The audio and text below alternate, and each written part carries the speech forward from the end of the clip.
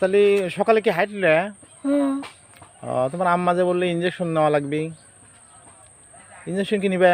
নেব ব্যথা লাগে না? না আর কাটবে না তো? না হাত পা বাঁধা লাগবে না তো? আবার কাঁদতে দিয়েন। আজকেই দেবো, চলো তাহলে বাসায়।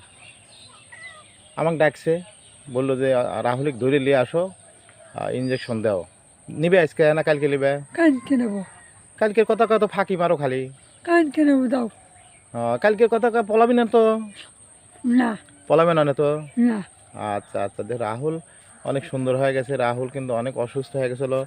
তাহলে মসজিদে কি যাবে না আজকে আজান দিলে? যাব না। যাবে না? কি পরে? পাঞ্জাবি পরে। তুমিও দেবে না? আমিও যাবো না। আর বড় বড় জিলিপি দেবো না? হ্যাঁ খাবে না কিভাবে? সিঙ্গারাটা আমাকে দিও, হ্যাঁ? হ্যাঁ আর জিলিপি তুমি খাও, হ্যাঁ? হ্যাঁ। আচ্ছা, তো এখন গেছিলে কোথায়? বাজারে। বাজারে। সিঙ্গারা খাও না তো আজকে? না সিঙ্গারা খাওয়া কিন্তু ডায়রিয়া হয়েছিল, আর খাও না যেন পচাতা, বুঝছো? না। ভালো তো খাবে, হ্যাঁ? হ্যাঁ আচ্ছা, তাহলে চলো যাই, ইঞ্জেকশনটা দিয়েই যাই, চলো।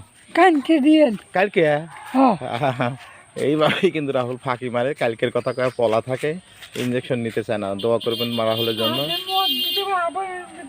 আবার কাঁদতে দিয়েন। আচ্ছা, কালকে দেবো না? আচ্ছা, ধন্যবাদ।